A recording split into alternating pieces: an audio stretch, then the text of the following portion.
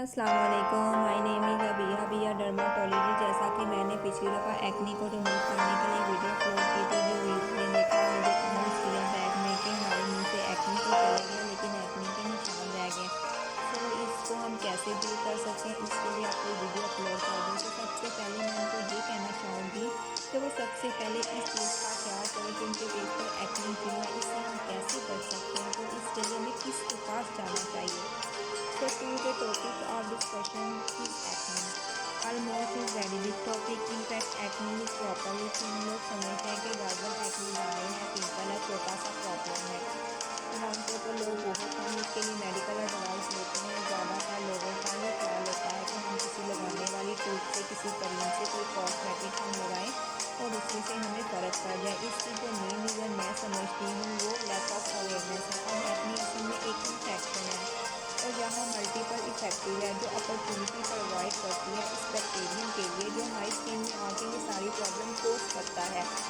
इसकी बहुत सारी टाइप्स हैं और बाज़ बात हम खुद रिस्पॉन्सिबल होते हैं एक्ने कॉज करने के लिए, लेकिन हमें पता नहीं होता कि हम ये सब कर रहे होते हैं। कि अगर हमने किसी डॉक्टर को अप्रोच किया है तो डॉक्टर हमें दवाई दे तो 3-4 दिन में ठीक हो जाए, तो ऐसा बिल्कुल भी नहीं है।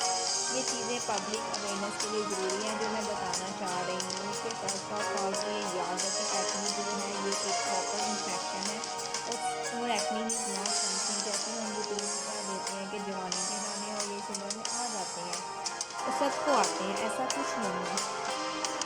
सबको आना ज़रूरी नहीं है, लेकिन यूजुअली स्टेज में इसलिए कॉमन है क्योंकि हमारी बॉडी के अंदर कुछ चेंजेस आ रही होती हैं जो कि उस ऑर्गेनाइज्म के लिए अपॉर्चुनिटी प्रोवाइड करती हैं वहाँ इन्फेक्शन कोज करने के लिए। दूसरा यहाँ बड़ी कॉमन फैक्टर है जैसा मैंने अभी यहाँ जिक्र किया कि हम खुद करवा रहे होते हैं, इसमें जैसे हम बहुत सारे कॉस्मेटिक सप्लाई कर रहे होते हैं जो मार्केट में अवेलेबल है। मैं नाम लेना मुनासिब नहीं समझती, तकरीबन सबको अंदाज़ा होता है जिसमें स्टेरॉइड जो हमारे पास कॉम्बिनेशन में होते हैं उसके अंदर मिक्स फॉर्म में जब भी हम स्टेरॉइड लगाएंगे वो हमारे इम्यूनिटी को कम करेंगे और अपने बहुत सारे जो साइड इफ़ेक्ट हैं स्टेरॉइड्स के, इसके अलावा जो हमारी स्किन के ऊपर ये करते हैं ये एक्ने फॉर्म को डिप्रेशन स्टार्ट कर देते हैं जो बिल्कुल एक्ने की तरह होते हैं। अब होता क्या है, अब होता ये है कि जब हम इन क्रीम को लगा रहे होते हैं हमें बता ही पता लग रहा होता है कि जैसे हमारे चेहरे को फायदा हो रहा है, हमारा रंग गोरा हो रहा है, हमारी स्किन ग्लो हो रही है। हालांकि हमारी स्किन की जो अपर लेयर है वो डे बाय डे डेड होती जा रही होती है। हालांकि आपने देखा भी होगा कि इन क्रीम के साथ जो रंग गोरा किया होता है देखने वाले को बआसानी पता चल जाता है कि क्या ये नेचुरल रंग है या क्रीम का लगाया हुआ कमाल है, क्योंकि वो चेहरे पे ग्लो नहीं होता और स्किन ऊपर से डेड होना शुरू हो जाती है।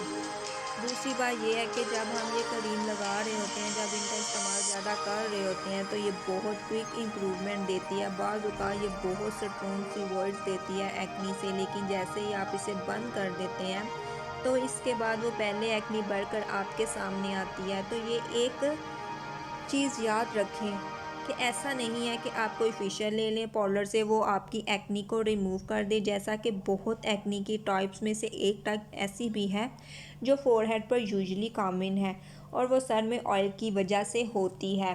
अब हमें नहीं अंदाज़ा होता सर पे कि हमने ऑयल भी लगाना है और हम चाह भी रहे होते हैं कि एक्नी ना हो। इस तरह से एक्नी हमारे बहुत सारे डिफरेंट प्रोफेशंस के साथ रिलेटेड होती है। बहुत सारे जो माइंड वर्कर हैं और बहुत सारे जो ऑयल फील्ड में वर्कर काम कर रहे होते हैं, बहुत सारे जो आउटडोर में हैं, इनके अपने प्रोफेशंस की वजह से एक्नी हुई होती है और हमारा ये ख्याल होता है कि हमारे ये जवानी के एक्नी है ये टाइम के साथ ठीक हो जाएंगे।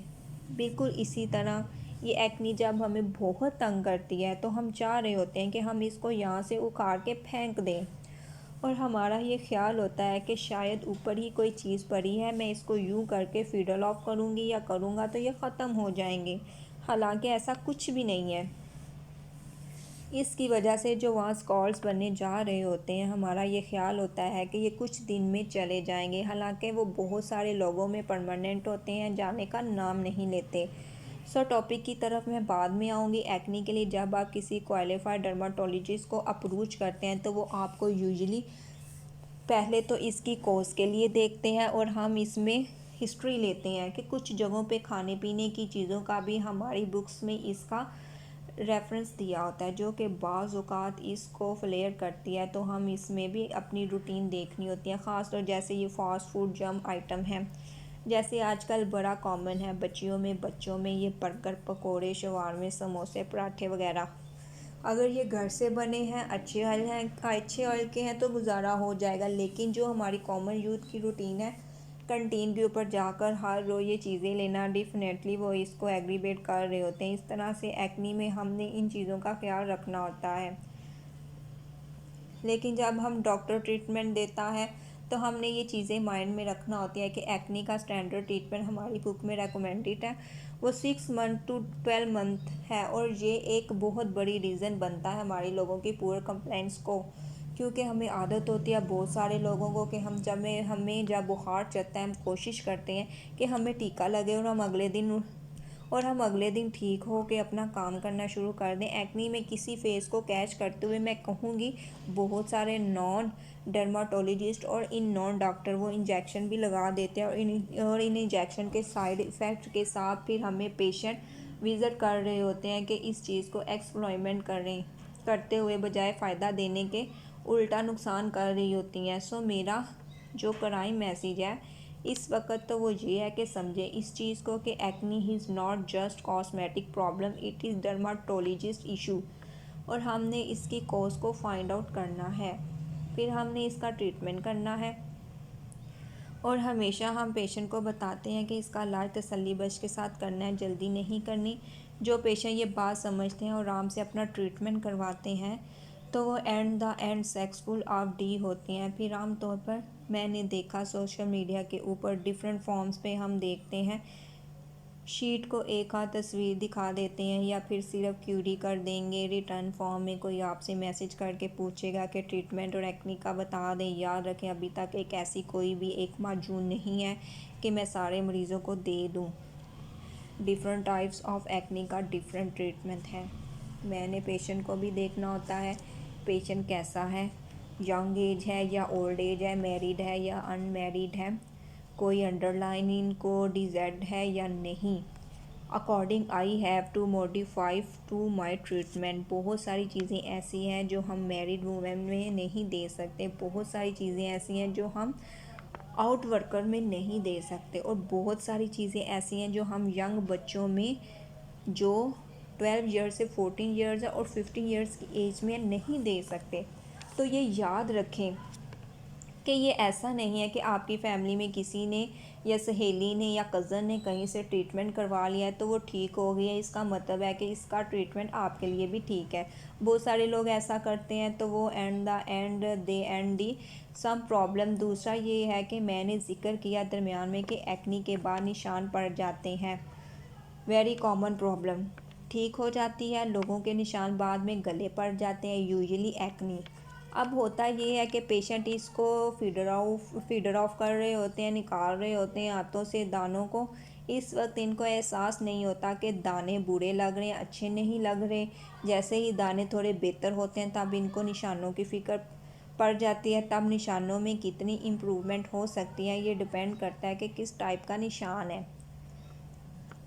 निशान बहुत सारे होते हैं, आपने देखा होगा डीप खड्डे भी बने होते हैं लोगों के फेस के ऊपर या इवन बाकी जगहों पे भी एक्नी आ सकती हैं। तो बाज़ औक़ात खड्डों की बजाय आपको पिगमेंटेशन नज़र आ रही होती है। फिर एक्नी का एक और इशू ये भी होता है कि लोग समझते हैं कि एक्नी सिर्फ शायद फेस पे आती है, ऐसा नहीं है। स्वाइप पाम और सोल्स के बॉडी के किसी भी एरिया पे एक्नी आ सकती है और किसी भी उम्र में आ सकती है। तो अकॉर्डिंग हमने इसको ट्रीट करना होता है। कमर में एक्नी आ जाती है तो हमने मरीज़ को कन्वेंस करने में टाइम लग जाता है, इसको बताने में हमें टाइम लग जाता है कि ये एक्नी है, क्योंकि हमें तो पता है कि एक्नी तो ओनली फेस पे आती है। फिर इसी तरह से जब एक्नी किसी जगह आती है, जब आप देखते हैं तो डिफरेंट एरिया में डिफरेंट टाइप के आपके स्कार्स बने होते हैं, और हर स्कार्स का हमें ज़रूरी नहीं है कि रिस्पॉन्स मिलेगा क्रीम लगाने वाली चीज़ों के साथ। सो बहुत सारे स्कार्स ऐसे हैं जो लगाने वाली दवाइयों से बेहतर हो जाते हैं, तो बहुत सारे स्कार्स ऐसे हैं जिनके लिए हमें प्रोसीजर करना पड़ते हैं। अब प्रोसीजर के नाम पर ऊपर भी बहुत सारे क्वालिफाइड नॉन और जो डॉक्टर हैं वो लोगों को मिसगाइड कर रहे होते हैं। इनको फाइनेंशियल इनका नुकसान भी हो रहा होता है, और फाइनेंशियल नुकसान के अलावा अल्टीमेटली इनको फिज़िकल भी नुकसान हो रहा होता है, क्योंकि इनको प्रॉपर प्रोसीजर करने का पता नहीं होता कि कौन सी स्किन पर कौन सी प्रोसीजर फॉर्म करना है। सो आई वुड जस्ट काइंडली कि आप किसी क्वालिफाइड डर्माटोलॉजिस्ट के पास जाएं जब आपने ये प्रोसीजर करवाने हैं, और वो कोई भी प्रोसीजर हो सकता है, वो पीआरपी भी हो सकती है, वो माइक्रो वो कोई मेसोथेरेपी भी हो सकती है, वो कोई लेज़र भी हो सकता है, वो कोई पीलिंग भी हो सकती है। सारे वो ऑप्शन हैं जो हम एक्ने के स्कॉर्स के लिए करते हैं। इवन इसके अलावा कुछ और भी ऑप्शन अवेलेबल हैं, लेकिन फिर वही बात कि ज़रूरी नहीं है कि हर एक्ने के स्कॉर्स के ट्रीटमेंट में हमने पीआरपी करनी है, या हर एक्ने के स्कॉर्स के ट्रीटमेंट में हमने लेज़र करनी है। ये types of scars age of the patient, skin of the patient, tone उसकी स्किन की कैसी है, इस चीज़ के ऊपर डिसाइड करना है, जो कि डेफिनेटली एक क्वालिफाइड डर्माटोलॉजिस्ट का ही काम है कि वो इन सारी चीज़ों को माइंड में रखे और फिर अकॉर्डिंगली इसको वो डिसाइड करे। कि फिर एक चीज़ ये भी ज़हन में रखें कि जब हम एक्ने के पेशेंट को ट्रीट कर रहे होते हैं, जब हमने इसके लिए चॉइस ऑफ मेडिसन देखनी होती है, जैसे मैंने पहले भी जिक्र किया कि हमने इसके बहुत सारे ब्लड टेस्ट करवाने होते हैं। अब ब्लड टेस्ट हम दो प्रोसीजर के लिए करवाते हैं। नंबर 1, बाज़ औक़ात हमने एक्ने की कॉज को फाइंड आउट करना होता है। नंबर 2, बाज़ औक़ात हमने जो दवाई देने जा रहे होते हैं पेशेंट को, हमने ये भी देखना होता है कि आया पेशेंट को वो दवाई कोई साइड इफ़ेक्ट तो नहीं आना शुरू हो जाएगा, या आएगा ऐसा तो नहीं है कि जो दवाई में हम मरीज़ को शुरू करवाना जा रही हूँ पहले से इसके खून में कोई प्रॉब्लम हो जो दवाई की वजह से बढ़ जाए। तो ये सारी चीज़ें काइंडली अपने डॉक्टर के साथ ज़रूर कोऑपरेट करें जब आप ट्रीटमेंट के लिए जाते हैं। And then you know that your doctor is qualified dermatologist, तो आपकी स्किन एडवाइस को माने और इसके ट्रीटमेंट को कंप्लाइंट शो करें। और फिर भी आपको लगता है कि कहीं कोई प्रॉब्लम है, कहीं कोई कन्फ्यूज़न है, so do this it will your doctor. ऐसा नहीं है जो चीज़ें आप टीवी पर या टॉप में शो या सोशल मीडिया के ऊपर देखते हैं वो सारी एग्जैक्टली इसी तरह से हो जैसे आपको नज़र आ रही हैं। तो प्लीज़ अपने नॉलेज का कलम्बर बढ़ाएं, but on the other side trust on the doctor who qualified. बाज़ औक़ात ऐसा भी होता है पेशेंट हमारे पास आते हैं, वो कुछ चीज़ें बेसिकली उनके माइंड में हैं, इसी को लेकर चल रहे होते हैं। जैसे बहुत सारे पेशेंट आए, वो मार्केट में अवेलेबल कॉस्मेटिक यूज़ कर रहे होते हैं, जब हम इनको कहते हैं ये बंद करना है तो उस टाइम पेशेंट कहते हैं ये बंद कर दें, तो कहते हैं डॉक्टर साहब इसकी वजह से नहीं है, डॉक्टर साहब इसकी वजह से नहीं है, ये तो किसी और चीज़ की वजह से है। ये तो मेरी बहन यूज़ कर रही थी, मेरी कज़न यूज़ कर रही थी, मेरी फ्रेंड यूज़ कर रही थी। तो उस टाइम पर फिर पेशेंट को समझाना होता है कि आपका डेफिनेटली वो क्लेम्बर तो ठीक होगा। आईक्यू के हवाले से चूँकि नॉलेज नहीं है इसलिए आपको इन चीज़ों का नॉलेज नहीं है, तो आप डॉक्टर की बात पर अमल करते हुए इन चीज़ों को फॉलो करें, इससे आपको फ़ायदा ही होता है। दूसरी बात यह है कि जब हम एक्ने स्कॉर्स के ट्रीटमेंट की तरफ हम जाते हैं तो हम ये चाह रहे होते हैं कि हमारे स्कॉर्स बिल्कुल ऐसे ख़त्म हो जाएं जैसे पहले कभी थे ही नहीं। ऐसा नहीं होता। आपके स्कॉर्स पर डिपेंड करेगा कि आपके रिस्पॉन्स किस कंसर्ट किस हद तक आएगा और कितने % इसमें इम्प्रूवमेंट होगी। होनेस्टली जितने भी प्रोसीजर का नाम लिया, एटलीस्ट मैं किसी भी पेशेंट को 100% में से गारंटी नहीं कर सकती कि ये सारे स्कॉर्स ख़त्म हो जाएंगे 100%। और पता यही चलेगा कि यहाँ स्कॉर्स थे। जो भी कोई क्वालिफाइड बंदा होगा वो आपसे कभी भी कमिटमेंट नहीं करेगा, बिकॉज ही नोज़ और शी नोज़ जो रिस्पॉन्स है हर पेशेंट का डिफरेंट। और इन सारे प्रोसीजर में से गालबन किसी का भी 100% रिस्पॉन्स नहीं है कि इम्प्रूवमेंट आए। सो बेस्ट थिंग जो हम पेशेंट को रेकमेंड करते हैं वो ये है कि advice following central advice by scholars the avoid to।